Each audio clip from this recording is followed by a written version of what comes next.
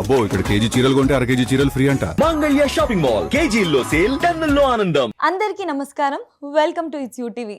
ప్రస్తుతం మనతో పాటు ఉన్నారు ప్రముఖ తంత్ర జ్యోతిష్యులు, జ్యోతిష్య సామ్రాట్, జ్యోతిష్య రత్న డాక్టర్ చింతా రుక్మాంగదరావు గారు.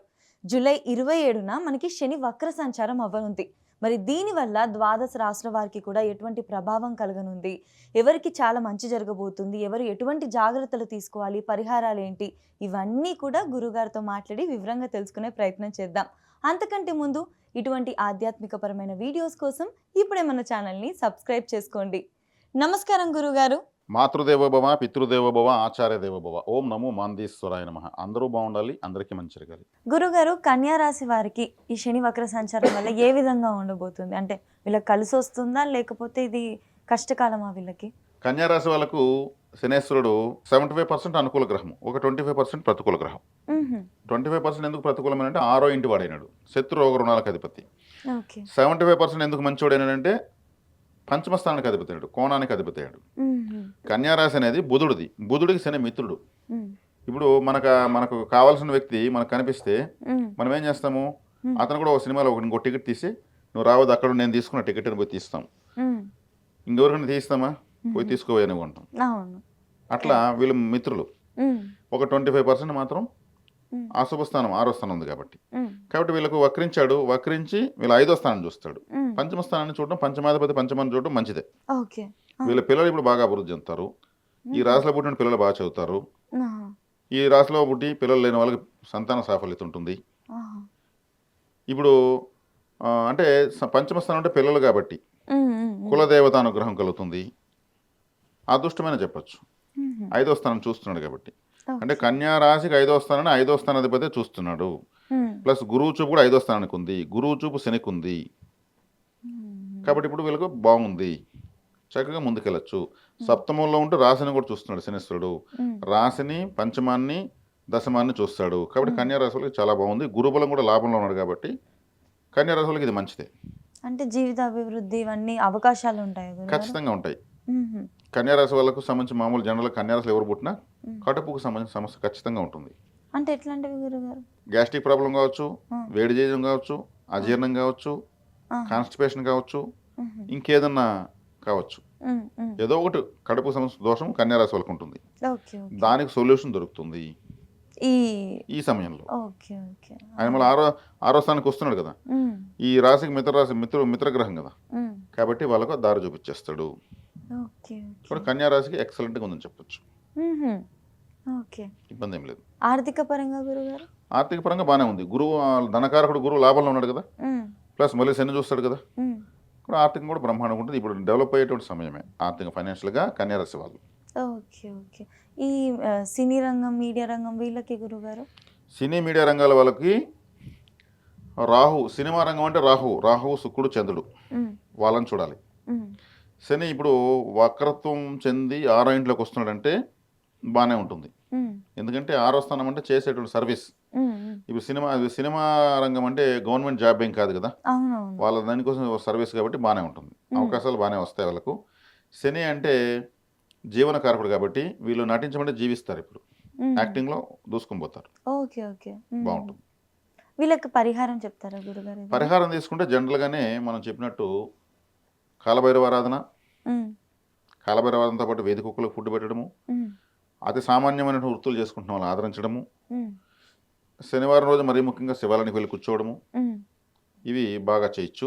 ఇవి చేయడం వల్ల దైవిక ఆలయ పరిహారం. ఇది వ్యక్తిగత పరిహారం తీసుకుంటే కనీస స్థాయిలో చేసుకుంటున్న వృత్తుల వాళ్ళు ఉంటారు కదా, చెప్పులు కుట్టేవాళ్ళు, చెప్పులు స్టాండ్లో పనిచేసే వాళ్ళు, వీధులు ఉడ్చేవాళ్ళు, సెక్యూరిటీ గార్డ్స్, నైట్ వాచ్మెన్స్, కొంతమంది వాలంటీర్గా పనిచేస్తుంటారు. కొన్ని ఇప్పుడు బోనాలు ఇది ఉంటుంది కదా, సమ్మక్క సారక జాతర వస్తే అక్కడ 2 రోజులు పనిచేయడం వాలంటీర్లుగా వెళ్తారు, అంతే. 2 రోజుల తర్వాత వాళ్ళకి పంపించేస్తారు. అటువంటి వాలంటీర్సు, ఇటువంటి వాళ్ళని చాలా తక్కువ ఆదాయానికి ఎక్కువ కష్టం చేసేవాళ్ళు వీళ్ళని అర్థం. ఇటువంటి వాళ్ళని గుర్తిస్తే శనేశ్వరుడు చాలా వేగంగా అనుకూలిస్తాడు. ఇటువంటివన్నీ చేసుకోవచ్చు. ఖచ్చితంగా గురుగారు, చక్కగా ఇట్లాంటివి దానాలు చేసుకుంటూ సేవ చేసుకుంటే 100% శనీశ్వరుని అనుగ్రహం వీళ్ళ పట్ల ఉంటుంది. ఈ 2026 సంవత్సరం జూలై 27 తారీఖు శనిగ్రహము వక్రగతి ప్రారంభిస్తుంది. ఈ శని మీనరాశిలో వక్రారము ప్రారంభిస్తాడు. మరి ఈయన శని వక్రిస్తే శని కర్మకారకుడు. ఉమ్, ఉమ్, శని కర్మకారకుడు అంటే ఏమి? కర్మ అంటే ఏమి? ఉమ్, ప్రతి పని కర్మే. ఉమ్, మీరు నాతో మాట్లాడడము, ఉమ్, నిద్రపోవడము, నడవడము, చనిపోయే వరకు మనిషి ఉన్నటువంటి నడవడిక, ప్రతి సెకను చేసే ప్రతి పని ఉమ్, కర్మే. అందుకే ఆయన ఆయుష్కారకుడు అన్నారు. ఉమ్, ఒక మనిషి ఆయుర్దాయం ఉన్నంత వరకు అతను చేసే పనులన్నీ కూడా కర్మలే. అవి శుభకర్మలు, అశుభకర్మలు ఉంటాయి. అవును. కానీ ఆయన ఈ కర్మకారకుడు కాబట్టి ఏ కర్మలైనా కూడా శని యొక్క ప్రభావంతోనే ఉంటాయి. ఉమ్, అందుకే ఎవరైనా చనిపోతే ఇతని కర్మ తీరిపోయింది అంటారు. ఉమ్, అంటే ఇంక అతనికి చేసేదని పని లేదు, అందుకే ఆయన చనిపోయాడు. ఉమ్, అయిపోయింది ఇంకా. మనకే ఇంకా కర్మ తీరలేదు, మనం ఇంకా బతుకున్నామని వేదాంతంగా మాట్లాడతారు కొంతమంది పెద్దవాళ్ళు. అవునవును.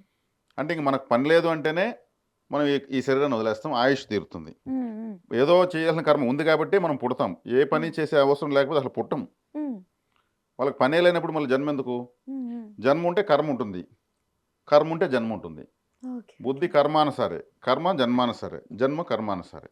ఉమ్, అంటే మన బుద్ధిని బట్టి మన కర్మ ఉంటుంది, మన కర్మను బట్టి మన యొక్క జీవన గమనం ఉంటుంది.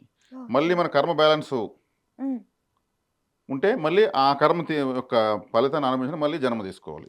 ఉమ్, అందుకే జన్మ కర్మానుసారే, కర్మ జన్మానుసారే, ఉమ్, బుద్ధి కర్మానుసారే. ఇప్పుడు వివాహానికి వెళ్తాము, ఉమ్, పెండ్లికి ఉమ్. ఏడుస్తూ వెళ్తామా? ఉమ్? ఏడుస్తూ వెళ్తాం. ఏడుస్తూ వెళ్ళాం ఒక సంతోషంగా. డెత్ జరుగుతుంది, నవ్వుతూ వెళ్తామా? లేదు, బాధ. అంటే బుద్ధి కర్మానుసారే, అక్కడ ఉన్నటువంటి కార్యక్రమాన్ని బట్టి మన యొక్క బుద్ధి ఉంటుంది.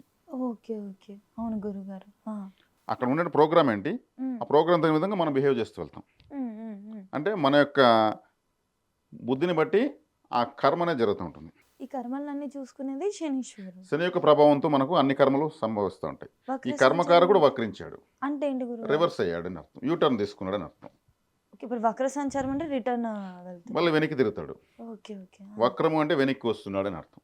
ఇంగ్లీష్లో చెప్పాలంటే యూటర్న్, రివర్స్. మ్మ్. మరి కర్మకారకుడు రివర్స్ అయితే ఏముంటుంది? మ్మ్. ఇప్పుడు మనం చేస్తున్న పనుల్లో మనం ఏదో మర్చిపోయినాము, మళ్ళీ వెనక్కి తిరిగి మళ్ళీ ఆ పని చేసుకురావాలి. ఇప్పుడు కొద్ది దూరం వెళ్తాము, కీస్ మర్చిపోతాము, మ్మ్. లేదా ఒక ఫైల్ మర్చిపోతాము, ఇంటికి మళ్ళీ తిరుక్కొని వచ్చి ఆ ఫైల్ ఎత్తుకెళ్తాం కదా. మ్మ్. సేమ్ అట్లే శనేశ్వరుడు కూడా సంవత్సరానికి ఒక 5 నెలలు వక్రిస్తూ ఉంటాడు. 5 monthsకి ఒకసారి. సంవత్సరానికి 5 నెలలు ఓకే. కనీసం 4 నుంచి 5 నెలలు ఆయన వక్రంలో ఉంటాడు, ప్రతి సంవత్సరం ఉంటాడు. మ్మ్. అది ఏ రాశిలో ఉంటే ఆ రాశిలో వక్రిస్తాడు. మ్మ్. ఈ వక్రగమనం ఎలా స్టార్ట్ అవుతుంది? సూర్యగ్రహం నుంచి 5 స్థానం నుంచి 9వ స్థానం మధ్యలో అవుతుంది. సూర్యుడి నుంచి 5వ రాశి నుంచి 9వ స్థానం రాశి వరకు వక్రగమనాలు ఉంటాయి. మ్మ్. గురువుకైనా, కుజుడికైనా, శనికైనా. మ్మ్. ఇంకా బుధుడు, శుక్రుడు ఆయన కూడా తిరుగుతూ ఉంటారు, మ్మ్. వాళ్ళ క్యాలిక్యులేషన్ వేరే ఉంటుంది. ఈ 5 గ్రహాలు వక్రిస్తూ ఉంటాయి. రాహుకేతులు పర్మనెంట్గా వక్రంలో ఉంటారు, మ్మ్. రవిచంద్రులకు వక్రగతి లేదు. మ్మ్. ఇది వక్రం యొక్క వివరాలు. ఇప్పుడు ఓకే. కర్మకారుడు వక్రించాడు అన్నప్పుడు ఏం చేయాలి? సూర్యుడు యొక్క శనిగ్రహం యొక్క కారకత్వాలు ఏంటి? మ్మ్. నడక, మ్మ్. వాకింగ్ చేయడం శనేశ్వరుడు. అంటే కాళ్ళు అంటే శనేశ్వరుడే. మ్మ్. చెప్పులు, మ్మ్. షూస్ కావచ్చు, ఇంకేదైనా చెప్పులు కావచ్చు, శనేశ్వరుడే. మ్మ్. చీపురు కట్ట ఆయన ఆయుధం. మ్మ్. చీపురు కట్టను కూడా ముందుకి వెనక్కి వక్రం చేస్తేనే శుభ్రం అవుతుంది. అవును. ఆలయమైనా, హాస్పిటల్ అయినా, మ్మ్. ఇల్లు అయినా, అవును. అదే ఆయన ఆయుధం. అదేవిధంగా శనేశ్వరుడు నలుపు రంగు సూచిస్తాడు, బొగ్గులు సూచిస్తాడు. మ్మ్. అందుకే మన సింగరేణి బొగ్గు కార్మికులంతా కూడా శని యొక్క ప్రభావంతో అక్కడ కార్మికులు అవుతారు. శని యొక్క అనుగ్రహం ఉంటే అటువంటి వాటిలో జాబ్ వస్తుంది. మ్మ్. ఇంకా ఈ లెదర్ బిజినెస్, చెప్పుల బిజినెస్, మ్మ్. తర్వాత ఎత్తుకుంటే ఇంకా కర్షక కార్మిక వర్గాలు, కష్టపడి పనిచేస్తున్న వాళ్ళు అందరూ కూడా, మ్మ్. సమాజంలో ఓట్లు వేసే వాళ్ళంతా కూడా శని ప్రభావంతోనే ఉంటారు. ప్రజా తిరుగుబాట్లు, మ్మ్. ఇవన్నీ కూడా శనేశ్వరుడే. ఓకే. ఇన్ని కారకత్వాలు ఉంటాయి. మ్మ్. మరి ఆయన వక్రించాడినప్పుడు ఏమవుతుంది? కర్మ అన్నాను కాబట్టి, అంటే వృత్తికారకుడు, కర్మ అంటే వృత్తి కూడా వస్తుంది. మ్మ్. వృత్తికారకుడు కాబట్టి చేస్తున్న వృత్తిలో వీళ్ళు ఆలస్యాలు ఎదుర్కొంటారు. ఇప్పుడు పెట్టిన పెట్టుబడులు కొంతమందికి బ్లాక్ అవుతాయి, మ్మ్. కొంతమందికి కర్మ అంటే వృత్తి కోసం చేసే ప్రయత్నాలు ఆలస్యం అవుతాయి. రివర్స్ సైడ్ కాబట్టి కర్మకారకుడు. మ్మ్. ఇలా పలు రకాలుగా వాళ్ళ వాళ్ళ ద్వాదశ రాసులను బట్టి వాళ్ళకు ఉంటాయి ఫలితాలు. కొంతమంది బై బర్త్ పుట్టినప్పుడు మ్మ్. 1970లోనో, 80లోనో, 90లోనో, 2000 సంవత్సరంలో ఎంతోమంది పుడతారు కదా, ప్రతి సెకండ్ పుడుతూ అవునవును. ఉంటారు. వాళ్ళు పుట్టినప్పుడు శని వక్రంగా ఉన్నప్పుడు పుట్టుంటే, మ్మ్. మ్మ్. ఇప్పుడు శని వక్రించాడు కదా, ఇప్పుడు బాగుంటుంది వాళ్ళకు. ఆపోజిట్ ఉంటుంది. మ్మ్. అంటే వక్రంగా ఉన్నప్పుడు పుట్టిన వాళ్ళకు శని ప్రతి సంవత్సరం 5 నెలలు వక్రిస్తాడు కాబట్టి 5 నెలలు బాగుంటుంది. ఓకే. ఓకే. వాళ్ళ పుట్టిన జాతకంలోనే వక్రంగా ఉన్నాడు. ఇప్పుడు మ్యాథమెటిక్స్లో మైనస్ మైనస్ ఏమవుతుంది? ప్లస్. ఇక్కడ వాళ్ళ పుట్టినప్పుడు వక్రంగా ఉన్నాడు, ఇప్పుడు గోచరంలో వక్రంగా వచ్చాడు. వక్రం వక్రం ఏమవుతుంది? సక్రం అవుతుంది. ఓకే. కాబట్టి ఇక్కడ వక్రమైతే అంతా చెడు జరిగిపోతుంది కదా. శనేశ్వరుడు ఎప్పుడు చెడు చేయడు, మర్చిపోయిన దాన్ని మళ్ళీ గుర్తు చేస్తాడు, నేర్పిస్తాడు. ఒక కౌన్సిలర్ అయినా, ఒక ట్రైనరు, ఒక జీవితాన్ని ఇచ్చేటువంటి గ్రహం. గ్రహాలన్నీ జీతం ఇస్తాయి, శనేశ్వరుడు ఒక్కడే జీవితాన్ని ఇస్తాడు. జీతాన్ని ఆయన ఇవ్వడు, అందుకే భయపడిపోతారు ఆయన అంటే. జీతం తాత్కాలికమైనది, జీవితం శాశ్వతమైనది. కాబట్టి శాశ్వతమైనదే ఇస్తాడు. అందుకే కలిగించే దాంట్లో శనేశ్వరుడు అంతటి వాడు లేడు, కష్టపెట్టే దాంట్లో కూడా ఆయన మించిన వారు లేరు. కష్టపడాలంటే ఎవరికైనా భయము, సుఖమే కావాలనుకుంటారు. కాబట్టి ఆ సుఖము ఎలా వస్తుంది? కష్టే పలి, no pain no gain. Correct correct. Flyover ఇలా అనుకుంటే ఇలాంటి అయిపోతుందా? మనం కష్టపడి వేస్తే ఫ్లైఓవర్ ఇట్లా పోయేది, ఇట్లా వెళ్ళిపోయి దాటేస్తాం. అవునవును. ప్రతి ఒక్కరి జీవితానికి ఒక ఫ్లైఓవర్ వేయాలంటే ఆయన వేస్తాడు. మిగిలిన గ్రహాలు ఏమరుస్తాయి, ఓకే ఓకే, నీకు ఇట్లే ఉంటుంది లైఫ్ అంతా ఎంజాయ్ చేసుకో అనేసి, డబ్బులు అనవసరం పోతాయి. అప్పుడు శనేశ్వరుడు వచ్చి డబ్బు ఉంటే నీ విలువ ఎంత, డబ్బు లేకపోతే నీ విలువ ఏంటి, నీ భార్య దగ్గర నీ విలువ ఎంత, నీ పిల్లల దగ్గర నీ విలువ ఎంత, నీ స్నేహితులు నీతో ఎలా ఉంటారు, డబ్బులు ఉంటే ఎలా ఉంటారు, లేకపోతే ఎలా ఉంటారు, అవమానం అంటే ఏమిటి, ఆకలి అంటే ఏమిటి, దౌర్భాగ్యం అంటే ఏమిటి, దారిద్ర్యం అంటే ఏమిటి, నష్టం ఎలా ఉంటుంది, కష్టం ఎలా ఉంటుంది, సుఖం ఎలా ఉంటుంది, మొత్తం నేర్పిస్తాడు ఆయన. అప్పుడు బాధలు కలుగుతాయి. ఇవంతా మామూలు ట్రైనింగ్ కాదు. కాబట్టి అప్పుడు ఏమవుతుంది, మనిషి అన్ని బాధలకు ఒక నిప్పులో పెట్టి ఒక ఇనుప ముక్కను కాల్చి కొట్టి మంచి ఆయుధంగా తయారు చేసి, పదునైన ఆయుధంగా తయారు చేసి సెట్ అవుతుంది, అలా చేసేస్తాడు. కాబట్టి శనేశ్వరుడు లేకపోతే ఎవరు ఉద్ధరించబడరు. అందుకే గ్రహాలన్నింటిలోకి శని భగవానుల వారిని ఈశ్వరత్వం ఇచ్చారు. గురు ఈశ్వరుడు, బుధేశ్వరుడు, కుజీశ్వరుడు అని అన్నారు, రవీశ్వరుడు, చంద్రేశ్వరుడు అంటారు. ఒక్క శని భగవానులను మాత్రమే శనేశ్వరుడు అంటారు. ఆయనకి ఆ శక్తి, ఆ యొక్క వరము పరమేశ్వరుడు ఇచ్చాడు. ఈ గ్రహాలన్నీ కూడా తాత్కాలికమైన ఫలితాలు ఇస్తాయి. కాబట్టి మనకు ఒక ఆర్మీ ఆఫీసర్ అయినా స్ట్రిక్ట్గానే ఉంటాడు, ఎవరికైనా సరే ఏమైనా నేర్పిస్తాడు. వాళ్ళకి అన్నీ నేర్పించి వాళ్ళకి ఆయుర్దాయాన్ని కూడా ఆయనే ఇచ్చేది. ఇప్పుడు ఆయుర్దాయం అన్నాను కాబట్టి ఒక వారంలో చనిపోయే వ్యక్తి రాబోయే నెలలో కలెక్టర్ అవుతాడంటే ఏం చేయను? అతను చనిపోయేది వారానికి, అతను కలెక్టర్ అవ్వాల్సిన నెల తర్వాత, 7 రోజుల తర్వాత అతనికి బ్రీతింగ్స్ లేవు శ్వాస పీల్చుకోవడానికి, అంటే ఆయుర్దాయం లేదు ఇక్కడ. ఈ ఆయుర్దాయం ఉంటే ఏమైనా అవుతారు. కాబట్టి అన్నిటికన్నా గొప్పది ఆయుర్దాయం. ఆయుష్ లేనప్పుడు మన ఒంటి నిండా వజ్రాలు ఏం ప్రయోజనం? ఈ చేతికి ఏదో గాయం అవుతుంది, దీనికి వజ్రాలు బ్రాస్లెట్ వేసినాం, ఆ గాయం తగ్గుతుందా? టించర్ వేస్తే, మందు వేసి, ఇంజక్షన్ వేసి తగ్గుతుంది. ఇది నేర్పిస్తాడు శనేశ్వరుడు. కాబట్టి మేము ఎన్నో కష్టాలు పడితే ఈరోజు ఈ స్థాయిలో ఉన్నాము అని పెద్దవాళ్ళు చెప్తుంటారు. ఆ కష్టాలని ఎవరు నేర్పించారు? శనేశ్వరుడు వచ్చి నేర్పించి ఆ స్థాయికి చేస్తాడు వాళ్ళని. అలా కష్టాలు పడితేనే ప్రతి 10 రూపాయలను కూడా ఆలోచించి ఖర్చు పెడతారు. ఆ కష్టాలు పడకపోతే డబ్బు విలువ తెలియదు, జీవితం విలువ తెలియదు. కాబట్టి శని భగవానుల యొక్క మహత్యము, ఆయన యొక్క ఆవశ్యకత ఎంతంటే, నేను చెప్పలేనంత, మీరు వినలేనంత, ఎంత చెప్పితే అంత తక్కువే, ఎంత వినగలిగితే అంత ఎక్కువ ఉంది. అది శని భగవానుల వారు. కాబట్టి ఇక్కడ శనేశ్వరుడు అంటే ప్రపంచానికి ఆధారమైన. ఇప్పుడు కాళ్ళు అని చెప్పాను, శనేశ్వరుడు అంటే కాళ్ళు లేకపోతే మనం ఏం మనుగడ సాగిస్తాం? ఏమీ చేయలేము. ఆయుష్ అని చెప్పాను, ఆయుష్ లేకపోతే ఏమి? ఇలా పుట్టి అలా చనిపోతే మళ్ళీ ఎందుకు ఆ జన్మ? కాబట్టి ఈయన గురించి నువ్వు నన్ను శని పట్టినావు, శని కాలు పెట్టినట్టు పెట్టావు, శని అని ఏకవచనంతో మాట్లాడకూడదు.